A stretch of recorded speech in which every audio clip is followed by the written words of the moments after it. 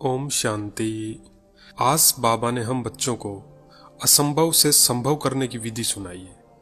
काफी बार हमको लगता है कि इस काम को बार बार कर लिया लेकिन हो ही नहीं रहा है। तो आज बाबा हमको क्या सुनाते हैं। बाबा कहते, बच्चे सौमान के फकुर में रह, असंभव को संभव करते बेफिक्र बादशाह बनो।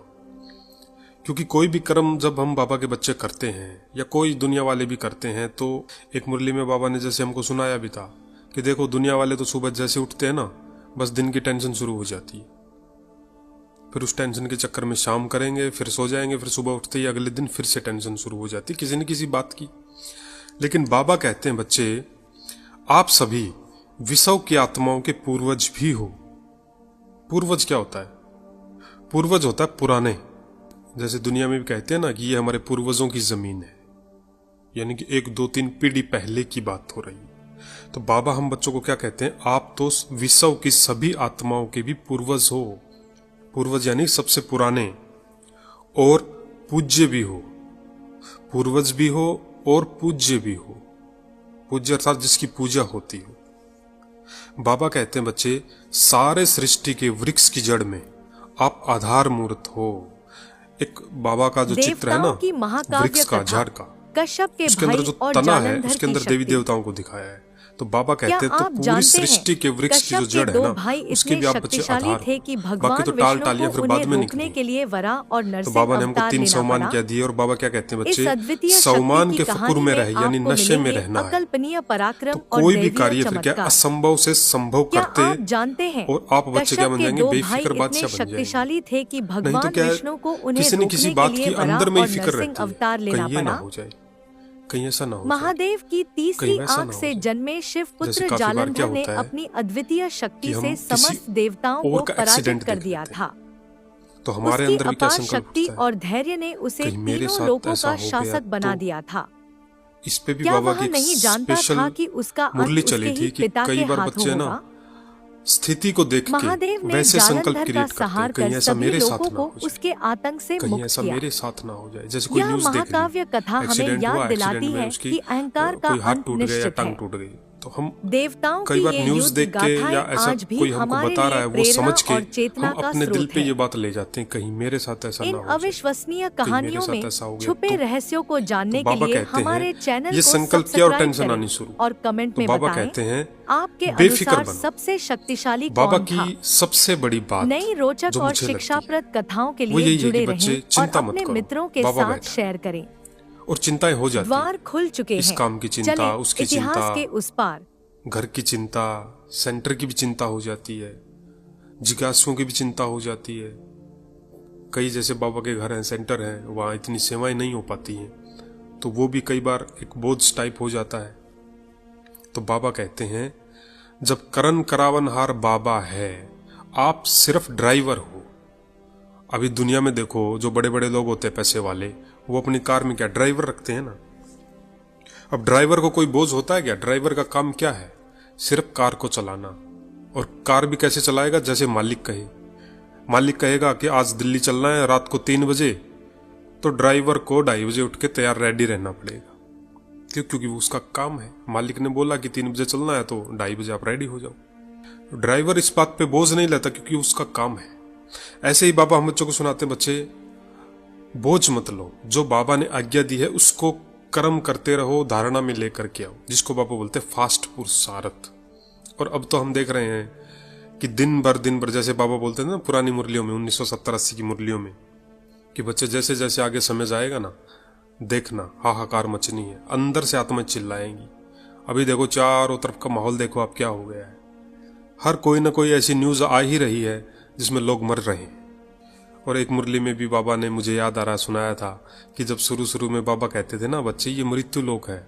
ये बाबा बात कर रहे हैं 1940 की, 45 की, जब बाबा आए ही थे। तो जो उस समय के बच्चे थे वो सोचते थे कि बाबा पता नहीं क्या कह रहे हैं कि मृत्यु लोक है, मृत्यु लोक है। अब उस समय तो इतना मृत्यु लोक नहीं था ना। पर फिर एक मुरली चली थी बाबा की 1995 से लेके ये 2000 के आसपास की, थोड़ा याद आ रहा है मेरे को। तो उसमें बाबा ने कहा था, देखो बच्चे, जब शुरू में बाबा बोलते थे ना कि बच्चे ये मृत्यु लोक है, तो उस समय आपको यकीन नहीं होता था।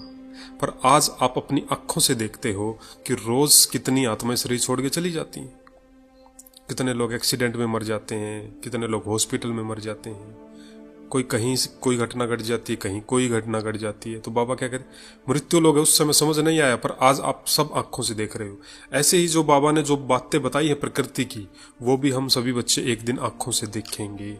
उसके लिए बाबा हमको क्या करे, बच्चे बेफिक्र बादशाह बनो। क्यों? क्योंकि आप आधार हो पूरे विश्व के।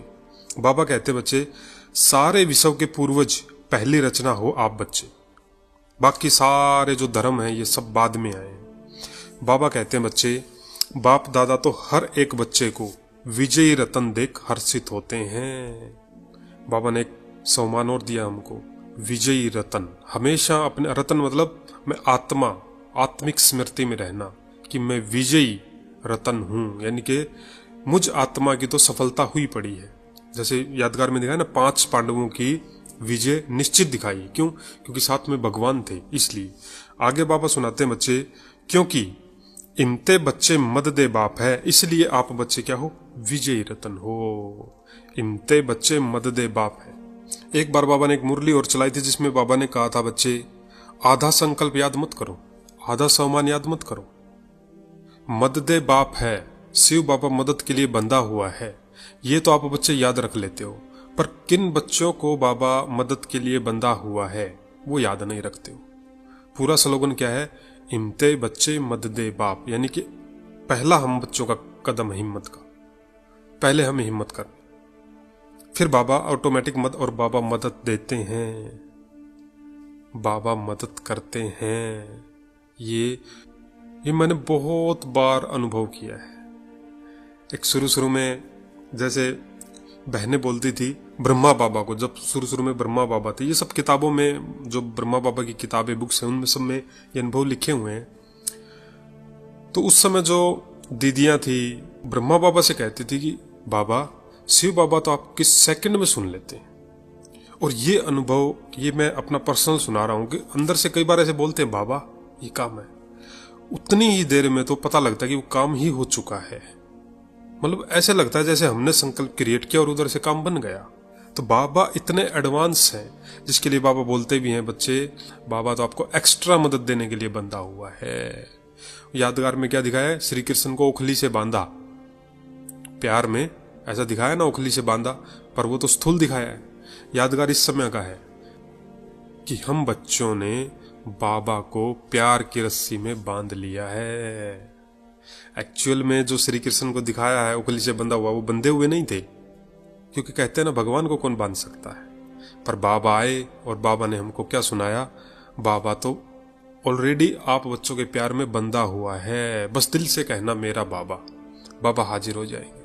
इस संसार में कोई आत्मा सेकंड में हाजिर नहीं हो सकती आपकी मदद के लिए, सिर्फ बाबा ही बंधा हुआ और कोई बंधा हुआ नहीं है।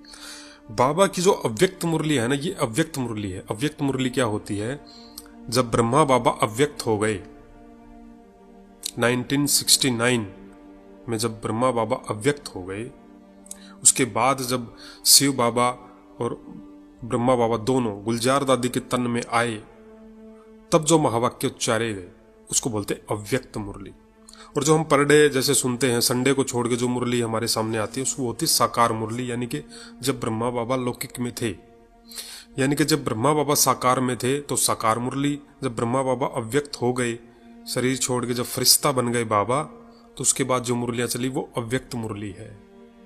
तो अव्यक्त मुरली में पूरा भंडार भरे पड़े खजाने के, ज्ञान के। बाबा कहते हैं बच्चे दुनिया के लिए जो असंभव बातें हैं वो आपके लिए सहज और संभव हो गई। क्यों? देखिए एक बार और सुनते हैं इस महावाक्य को। बाबा कहते हैं बच्चे दुनिया के लिए जो असंभव बातें हैं वो आपके लिए सब सहज हो गई, संभव हो गई। किस विधि से? इमते बच्चे मद दे बाप, इस विधि से। हिम्मत रखेंगे तो बाबा की मदद हमको हर सेकंड, हिम्मत रखेंगे तो बाबा की मदद हमको हर सेकंड मिलती ही रहेगी। बाबा कहते हैं बच्चे ये फकुर रहता है, नशा रहता है कि हम परमात्मा के डायरेक्ट बच्चे हैं। रहता है क्या फकुर? बाबा कहते हैं बच्चे इस नशे के कारण, इस निश्चय के कारण, परमात्म बच्चे होने के कारण माया से भी आप बच्चे बचे हुए हो। किस नशे के कारण? परमात्मा का डायरेक्ट बच्चा हूं, शिव बाबा का बच्चा हूं। इस नशे के कारण माया से भी हम बच्चे बचे रहते हैं। बाबा हमको कितनी वंडरफुल वाणियां सुनाते हैं। ये वाली मुरली भी बाबा की सभी बच्चों के पास ग्रुप्स वगैरह में शेयर जरूर करना, ताकि बाबा के सभी बच्चे उमंग उत्साह से भरपूर हो जाएं। क्योंकि जो ज्ञान है ये आत्मा का भोजन है। इसलिए बाबा कहते हैं बच्चे मुरली जरूर सुननी है, चाहे दुनिया इधर से उधर हो जाए, कुछ भी हो जाए।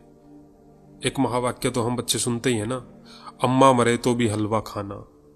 सुनते हैं। इसका मतलब ये है कि कुछ भी घटना घट जाए, हलवा खाना मतलब मुरली जरूर सुननी है। देखिए बाबा इतना अटेंशन दिलवाते हैं पढ़ाई के लिए। कुछ भी हो जाए, किसी ने शरीर भी छोड़ दिया हो, मुरली जरूर पढ़नी है या सुननी है। इसका यह मतलब नहीं है कि मीठे वाला हलवा खाना, लेकिन बाबा कहते हैं मुरली जरूर सुननी है। बाबा कहते हैं बच्चे परमात्म बच्चे होने के कारण, ये नशा है ना, बाबा कहते हैं इस नशे के कारण, इस निश्चय के कारण, परमात्म बच्चे होने के कारण आप बच्चे माया से भी बचे हुए हो।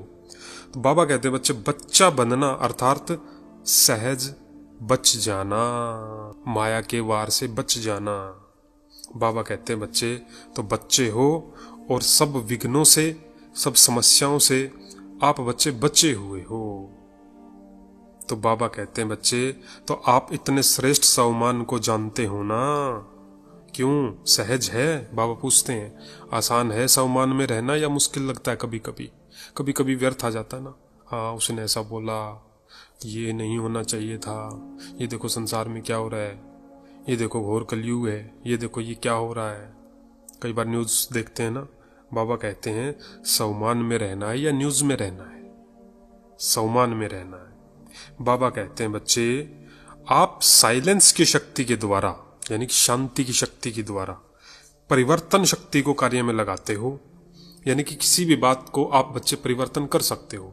कई बार ऐसे लगता है ना बाबा सुबह उठा नहीं जाता, तो बाबा क्या कहते हैं साइलेंस की शक्ति से आप इस बात को भी परिवर्तन कर सकते हो। बाबा की मुरली आज की क्या है? असंभव से संभव करने वाले बेफिक्र बादशाह। क्यों? क्योंकि बाबा ने क्या सम्मान दिए? एक तो विजय रतन हूं, पूर्वज हूं, पूरे संसार के आत्माओं में मैं पूर्वज हूं, पूज्य हूं। पूज्य यानी कि जिसकी पूजा होती हो। पूर्वज हूं, पूज्य हूं, विजयी रतन हूं, और एक और सम्मान बाबा ने क्या बताया? इस सृष्टि के वृक्ष में, जड़ में आधार मूर्त हूं। 4 सम्मान बाबा ने दिए। तो इस नशे में चलना है कि मैं कौन हूं। बाबा कहते हैं बच्चे फिर नेगेटिव को पॉजिटिव में परिवर्तन कर लेते हो आप बच्चे, जब हम सम्मान में चले जाते हैं। और सम्मान को जब हम इमर्ज रूप में अनुभव करते हैं, जैसे एक मुरली में बाबा ने क्या सुनाया, जैसे शिव बाबा कहते हैं आप बच्चों को, बच्चे परम धाम में बिंदु स्टेज में टिक जाओ, अभी चले जाओ, 1 सेकंड में पहुंचो। पहुंच गए क्या? देखो लाल प्रकाश, सामने शिव बाबा बिंदी और शिव बाबा के सामने मैं शिव बाबा का बच्चा स्टार लाइट में, स्टार की तरह चमक रहा हूं बाबा के सामने। बस ये देखो 1 सेकंड में, इसको बोलते हैं अनुभवी मूर्त बनना। जो संकल्प किया कि मैं परमधाम निवासी शिव बाबा का बच्चा आत्मा हूं, बस सेकंड में हम मुक्ति धाम की स्टेज में पहुंच गए, परमधाम में स्थित हो गए। बाबा कहते हैं बच्चे माया कितने भी समस्या के रूप में आती है, क्योंकि समस्याएं तो बाबा ने भी बोला है बच्चे पेपर तो होंगे, ऐसे तो बाबा पास करेगा नहीं। क्योंकि किसी कोई बच्चा 5वीं क्लास में है तो 6th क्लास में, 6ठी क्लास में कब जाएगा? जब 5वीं कक्षा को पास करेगा तभी 6ठी में जाएगा, फिर 6ठी में पास होगा तो 7वीं में जाएगा। ऐसे ही होता ना। तो बाबा ने क्या सुनाया कि बच्चे परीक्षाएं अलग अलग रूप लेके आती हैं, खासकर वहां से आती है जहां आप बच्चे कमजोर होते हो। आपको लगता है सब सही है, सब सही है, अचानक से कोई परीक्षा आती है और हमको जगा देती है, और उसका फिर सामना करना हमको, परीक्षा से भागना नहीं। आप सोचो आप शेर देखने के लिए जंगल में गए हो, जंगल में शेर है, शेर देखने गए और आपके साथ एक गाइड है जो आपको जंगल में लेके गया है शेर दिखाने के लिए। और गाइड आपको बोलता है, शेर जैसे सामने आता तो बोलता है कुछ भी हो जाए भागना मत, दौड़ना मत, सामने शेर है और गाइड ने आपको समझा रखा है भागना मत, दौड़ना मत। चाहे शेर कुछ भी करे। और आप एकदम से, जैसे शेर थोड़ा आगे आता है या इधर उधर जाता है और आप एकदम से डर जाते हो, होता ना। लेकिन गाइड क्यों नहीं डरता? क्योंकि गाइड पूरे शेर के बारे में, जंगल के बारे में जानता है, इसलिए गाइड नहीं डरता। जो शेर को देखने गया वो डर जाता, लेकिन गाइड ने क्या बोला? भागना नहीं है। वास्तव में समस्याएं उस शेर की तरह होती है। जब जितना भागेंगे तो शेर पीछा करेगा, और जितना सामने रहेंगे शेर भी डटा रहेगा। और गाइड, अर्थात गाइड कौन है? बाबा। बाबा तो सब जानते ना, इस संसार के बारे में, आगे क्या होना है, पीछे क्या हुआ, बाबा तो सब सुना देते हैं हमको। तो बाबा हम कितनी मुरलियों में कहते, बच्चे परीक्षाओं का सामना करो, उनको पास करो, बाबा के पास रहो और नंबर 1 पास नंबर मार्क्स लेके आओ, नंबर 1 लेके आओ। तो कोई भी परीक्षा आती है उसके समाधान स्वरूप में टिकना है, सिर्फ मनसा से नहीं, कर्म में भी। क्योंकि परीक्षाएं कहीं ना कहीं से, जैसे बाबा ने बोला कि बच्चों की तरफ से आ जाएगी, जो गृहस्थी में भाई बहन रहते हैं। वैसे भी दुनिया में आजकल बहुत झमेले हो रहे हैं, कारोबार बिजनेस की तरफ से, कोई बैंक की तरफ से, कोई लोन की तरफ से, कोई कर्जे के रूप में, कोई बीमारी के लिए, कोई इधर से कोई उधर से। तो उसका हमको बाबा की शक्ति से समाधान निकालना है। शिवानी दीदी की एक क्लास आप सबने सुनी होगी, उसको रिपीट करते हैं थोड़ा सा। उस क्लास में दीदी ने क्या सुनाया कि भगवान को याद करने का, परमात्मा को याद करने का ये मतलब नहीं है कि भगवान आपके सारे काम करेगा। भगवान को याद करने का ये मतलब है कि भगवान की सारी शक्तियां आपके अंदर आ जाएगी और फिर आपके सारे काम भगवान करेगा। यानी कि यदि हमें प्यास लगी है तो हमें फ्रिज तक जाना है, उसमें से पानी की बोतल निकालनी है, या घड़े तक जाना है, यानी कि कर्म करना है। ऑटोमेटिक तो बाबा को बोलते रहेंगे, बाबा प्यास लगी है, पानी पिलाओ पानी पिलाओ, तो ये तो होने वाला नहीं है ना। तो विधि से सिद्धि, बाबा ने 3 तरह की सिद्धियां बताई है ना। एक होती है रिद्धि सिद्धि, जादू टोना टाइप। दूसरी जिद्दी से सिद्धि, बस जिद कर ली किसी बात की, जैसे बच्चे कर लेते हैं, खिलौना चाहिए, रोने लग जाएगा। रिद्धि सिद्धि, जिद्दी से सिद्धि। तीसरा विधि से सिद्धि। विधि क्या होती है? मेथड। जैसे सब्जी बनाते हैं, सबसे पहले क्या डालेंगे? घी डालेंगे, तेल डालेंगे, फिर जीरा डालेंगे, फिर अपना उसमें टमाटर डालेंगे। ऐसे तरीके से सब्जी बनती है ना, ऐसे ही तरीके से विधि से सिद्धि है। नहीं तो दुनिया में क्या होता है, जैसे आज तक जो हुआ, किसी ने बोला, जैसे किसी मंदिर में गए या कहीं गए, वहाँ पर कोई साधु सन्यासी बैठा है, उसको बताया गुरुजी कर्जा बहुत है, क्या करें? उसने एक सिक्का उठा के दे दिया, बोला इसको पर्स में रख लो, आपका कर्जा दूर हो जाएगा। ऐसे थोड़ी होता है। ऐसे होता तो फिर तो कोई भी कहीं से लोन ले लेता, कोई कर्जा ले लेता, अपने पैसे खर्च कर देता और फिर साधु महात्मा के पास चला जाता। ऐसे नहीं होता। विधि से सिद्धि करनी है। बाबा हमको बिल्कुल पढ़ाई पढ़ा रहे हैं जैसे स्कूल में पढ़ाई जाती है।